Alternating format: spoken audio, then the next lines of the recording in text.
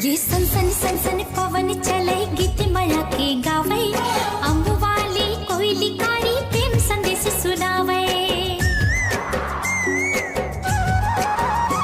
ये सन पवन चले गीत माया के गावे, अम्ब वाली कोयली कारी प्रेम संदेश सुनावे।